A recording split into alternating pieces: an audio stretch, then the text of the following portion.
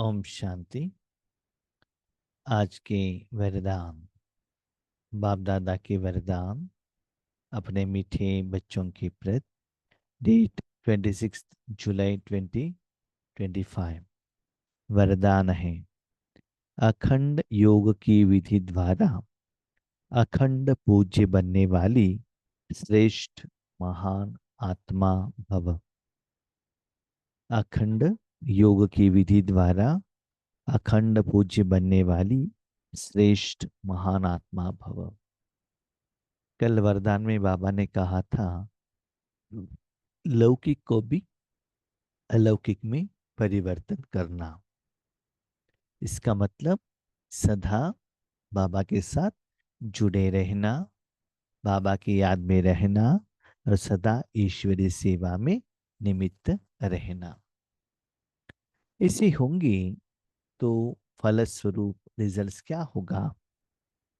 अखंड योग लगेगा, माना वहां कट नहीं होता है, खंड नहीं होता है, अखंड योग रहेगा। वर्तमान संगम युग में एक जन्म में, इस एक जन्म में भी बहुत समय अभी निकल गया, अभी थोड़ा समय है। अभी आप जितना अखंड बाबा के साथ योग में रहेंगे, उसके फलस्वरूप सतयुग त्रेता युग में भी आप देवता के रूप में निरंतर दुनिया को देते रहेंगे। उसके बाद द्वापर कलयुग में भी आपके जड़ चित्र द्वारा भगवान अपने शक्तियां देता रहेगा। फिर हमको क्वेश्चन आता है, ये तो 33 करोड़ सभी लोग आत्माएं तो करते हैं ना, उसमें स्पेशलिटी क्या है? हाँ, सतयुग त्रेता युग में तो सभी रहेंगे, लेकिन हर एक का जो वॉल्यूम है वो चेंज रहेगा। दूसरा है, द्वापर युग से जो अखंड रहता है ना, उसका पूजा ज्यादा होता है और ज्यादा भगत उनके सामने जाते हैं। अब जानते हैं तिरुपति में जो बालाजी हैं, उनको ज्यादातर नींद करने को नहीं देते हैं। सुबह 2 बजे से ही उनका दर्शन स्टार्ट होता है और रात को 12 बजे तक। तो इतना लोग वेट करते हैं उनके दर्शन के लिए। और थोड़े थोड़े ऐसे टेम्पल रहता है कि वहाँ समझ लो कोई हिल स्टेशन में है, कोई बहुत दूर में है। महीने में एक बार, 2 महीने में एक बार पुजारी जाकर वहां पूजा करके आते हैं। ना हर रोज पूजा चलता है, ना वहां भगत आते हैं। इसका मतलब ये वेरिएशन क्यों? जिन्होंने रात दिन अपने मन को भगवान के हाथ में दिया, उसके यादगार में तिरुपति का बालाजी दिखाई दिया गया है। जो कभी कभी 2 महीने में, 3 महीने में एक बार सेवा केंद्र पर जाते हैं, माउंट आबू में जाते हैं, तो उनको पूजा भी ऐसा ही होता है। तो भविष्य में भी वर्तमान समय का जो आपका कर्मों का फल मिलना चाहिए, तो वर्तमान समय में आपका जो योग है अखंड रहना चाहिए, सदा निरंतर। तो इस विधि द्वारा वर्तमान समय में जितना अखंड योग लगाते हो, उतना अखंड पूज्य बनते हो। माना द्वापर युग से भक्तों के मन में आप रहते हो। साथ में जब भगत कोई अपनी इच्छाएं भगवान के सामने रखते हैं, तो भगवान आपके द्वारा उन सारे उनकी ख्वाहिश, माना जो करना भगवान चाहता है, जो श्रीमत के अनुसार है, आपके द्वारा भगवान उनकी इच्छा को कंप्लीट करेंगे। तो ऐसे सदा पूज्य बनने वाली श्रेष्ठ महान आत्मा भव। आजकल जो महान आत्माएं कहलाती हैं, उन्हों का नाम अखंडानंद आदि रखते हैं। बहुत मठ में चलाने वाले हैं, साधु सन्यासी हैं, अलग अलग रूप का नाम अपने लिए रखते हैं। सच्चिदानंद माना सदा आनंद में रहने वाले, वो हो सकता है क्या? अखंडानंद माना आनंद कभी खंडित ना हो। लेकिन नाम तो रख दिया, लेकिन उनके मन में सदा आनंद रहेगा क्या, जो कट न हो? वो पॉसिबल नहीं है। लेकिन सब में अखंड स्वरूप तो आप हो। 5000 साल में देखा जाए, अखंड स्वरूप माना आत्मा का जो रूप है, जब भी कट होने वाला नहीं। अभी देखो देहाभिमान, ये तो द्वापर युग कलयुग में आएगा, सतयुग त्रेता युग में नहीं आएगा। लेकिन भगवान के साथ योग लगाने का, जो शक्तियों का अनुभव करने का, जो आनंद सुख खुशी जो आत्मा चाहती है, वो अनुभव करने का समय वर्तमान संगम युग है। उसका फलस्वरूप 5000 साल में अब सदा अखंड दानी बनेंगी। आनंद में भी अखंड, सुख में भी अखंड, सिर्फ संग दोष में न आओ। सदा आपके साथ आनंद रहेगा, सदा सुख रहेगा, कभी भी दुख दर्द का एहसास नहीं होगा। हाँ, दुख दर्द का एहसास नहीं होगा इसका मतलब ये नहीं है कि आपको समस्याएं नहीं आएगी, विघ्न परिस्थितियां नहीं आएगी, ऐसा नहीं है, सभी आता है। लेकिन उसको, वो समस्याएं सही टाइम पर आपकी जो पुरुषार्थ को कोई डिस्टरबेंस न करते हुए समस्या का समाधान मिल जाता है। एग्जाम आता है ना, जिंदगी में भी, लौकिक में स्कूल में जाते हैं तो एग्जाम आता है, तो एग्जाम में पास हो जाएंगे तो कोई समस्या नहीं है। एग्जाम ही नहीं आना चाहिए, वो कैसे होता है? एग्जाम तो आएगा, लेकिन पास हो जाओ तो कोई समस्या नहीं होते। समस्या कहाँ है? जब आप फेल होते हो। इसलिए बाबा कहते हैं बच्चे, निरंतर आनंद सुख रहना है तो संग दोष में मत आना। देखो आनंद किससे मिलता है, खुशी किससे मिलता है? भगवान से। भगवान से मिलना चाहिए तो मन बुद्धि को भगवान के साथ रखना पड़ेगा ना। अभी आपको सदा एसी चाहिए, एयर कूलर चाहिए, तो घर में भी एसी लगाओ, ऑफिस में भी लगाओ, कार में भी लगाओ। जहां आप रहते हो, अपना तन रहता है, उसमें एसी ऑन करो, साथ में एसी की तरफ थोड़ा अटेंशन रखो, वो सुख का अनुभव करो। ऐसे ही सच्चा खुशी मिलना है आपको परमात्मा द्वारा, तो मन बुद्धि को सूक्ष्म रूप में आत्मा के एनर्जी द्वारा अटेंशन के रूप में बाप दादा के साथ में रखना, स्पेशली शिव बाबा के साथ में रखना बहुत जरूरी है। तो कभी कभी क्या होता है, देह के प्रति आ जाते हैं, देह के रिश्तेदार, फ्रेंड्स, देह की इच्छाएं, मनोकामनाएं, मनोकामना मैंने विकार का, उस संग में आने से जिसके संग आते उसका रंग तो पड़ जाता है ना, उसका असर आप में आ जाता है। तो इसीलिए अपना मन डिस्टर्ब न हो तो सदा बाबा के साथ में रहना। दूसरों के अवगुण को देखते सुनते डोंट केयर करो। दूसरों का अवगुण आपको दिखाई देता है, कोई कोई कहते भी हैं ये भाई ठीक नहीं है, बहन ठीक नहीं है, ऐसे करते हैं वैसे करते हैं, उसके तरफ अटेंशन ही नहीं रखना। हाँ, अभी समझ लो आपने गलती नहीं किया, कोई कुछ कहता है तो उसका टेंशन क्यों लेने का है? कभी कभी हम ईश्वरीय सेवा में जाते हैं या बाबा भेजता है, तो सेवा होने के बाद ज्ञान के बारे में, योग के बारे में बहुत सारे आत्मा कमेंट्स करते हैं, कोई कोई पॉजिटिव भी करते हैं, कोई कोई नेगेटिव भी करते हैं। लेकिन दोनों की तरफ मैं अटेंशन नहीं रखता हूं। क्यों? सेवा की बाबा ने, बाबा ने कैसा सेवा की, मेरा सेती कैसे इंप्रूवमेंट्स हुआ, मैं जानू, बाबा जाने। तीसरा आत्मा द्वारा मुझे कोई सर्टिफिकेट का जरूरत नहीं है। ऐसा नहीं सर्टिफिकेट नहीं है माना वो कुछ कहा कहे नहीं, ऐसा नहीं, वो कह सकते हैं। कभी कभी वो इतना डांटते हैं आगे से पीछे से, आपको ऐसा क्लास नहीं करना चाहिए था, ऐसे योग नहीं करना चाहिए था।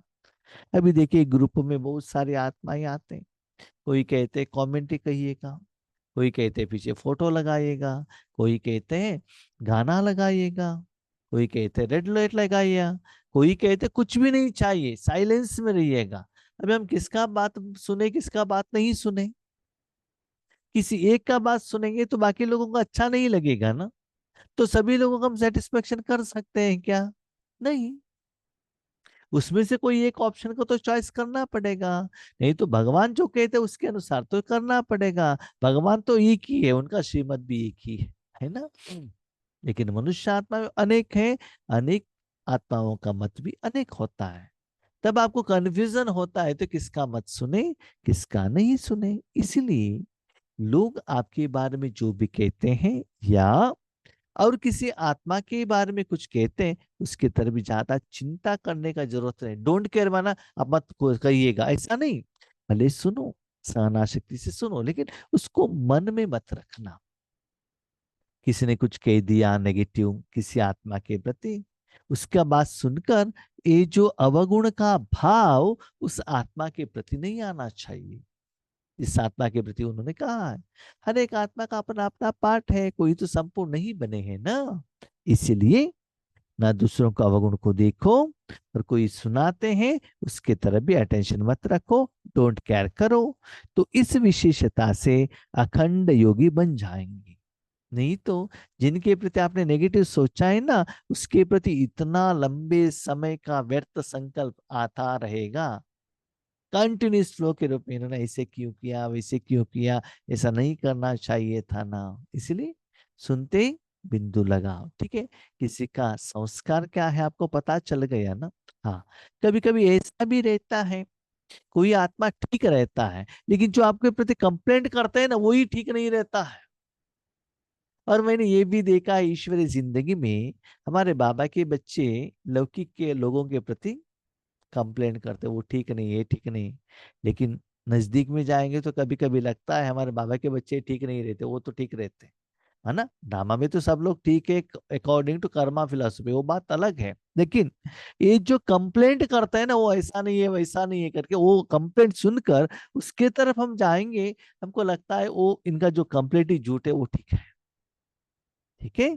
इसीलिए बाबा कहते किसी की बात के ऊपर आप डिसीजन मत लेना कि वो आत्मा ऐसा है, उसको आए छोड़ देना। जो अखंड योगी है वही अखंड पूज्य बनते। माना कभी कभी मनुष्य आत्माओं के प्रति, किसी का विशेषता के प्रति, किसी का कमियों के प्रति वहां मन लगाने के बदले सदा भगवान की तरफ मन रखना। और जिनमें जो कमियां है बाबा, उस आत्मा को समस्या से बाहर आने के लिए हेल्प करो। ऐसे क्या कर सकते हो, उनको सहयोग दे सकते हो, उनकी कमी को मन में मत रखना।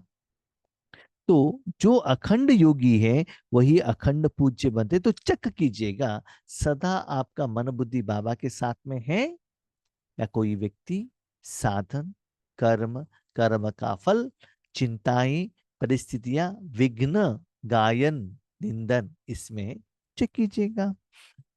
तो आप ऐसी महान आत्माएं हो जो आधा कल्प स्वयं पूज्य स्वरूप में रहती हो, और आधा कल्प आपकी जड़ चित्रों का पूजन होता है, कंटिन्यूस पूजन होता है। सभी लोगों को नहीं, थोड़े लोगों को, जो मणियों का माला बनते हैं, है ना। विधिवत पूजा चलता है द्वापर युग से, और सतयुग से भी कंटिन्यूस एनर्जी चलता ही रहता है, स्टार्टिंग डे वन। कोई कोई आत्माएं कंटिन्यूस दे सकते हैं, लेकिन सभी लोग 21 जन्म तो नहीं लेते ना, 20 जन्म तो नहीं लेते हैं ना। अभी देखिए सतयुग में 2 करोड़ लोग आते हैं एंड तक।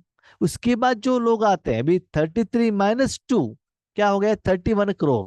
31 करोड़ लोग जो आते हैं वो त्रेतायुग से आते हैं, माने बीच बीच में से आते हैं, एक ही बार तो नहीं आते हैं। तो उनका जन्म तो 20 नहीं रहेगा ना, 8 तो माइनस हो जाएगा, सिर्फ 12+1 रहेगा। 12 त्रेतायुग का और 1 संगम युग का। किसी किसी का त्रेतायुग में एंड में आएंगे तो उनका एक ही जन्म रहेगा। तो सारे कल्प में वो अखंड रूप में सेवा कैसे दे सकते हैं? तो बाबा का कहने का भाव है, जो स्टार्टिंग में आते हो बाबा के साथ और अंत तक रहेंगे बाबा के साथ, वो सच्चे बच्चे द्वारा स्वर्ग में कंटिन्यूस शक्ति फ्लो होता रहेगा। और द्वापर युग में आपके जड़ चित्रों द्वारा भी जिस भक्तों को जो मनोकामनाएं कंप्लीट करना है, बाबा आपके चित्रों द्वारा करता है और उस चित्रों को पूजन होता ही रहता है। पूजा सुबह दोपहर रात पूजा होता ही रहता है। तो स्लोगन, दिव्य बुद्धि ही साइलेंस की शक्ति का आधार है। देखिए, आपका मन शांत रहे किस आधार पर? बुद्धि जितना दिव्य होता जाएगा, तो दिव्यता क्या है? जैसे एक कपड़ा है, बहुत दिनों से आपने यूज किया तो वो गंदा हो जाएगा, जो वर्जिनालिटी है ना वो चला जाएगा। उसी कपड़े को सुखाओ, थोड़ा उसमें वर्जिनालिटी आएगा। सुखाने से क्या होता है, समझ लीजिए उसमें पानी है, तो डाइब होगा तो वर्जिनालिटी आएगा। उसको थोड़ा वॉशिंग मशीन में साफ करो तो वर्जिनालिटी आएगा।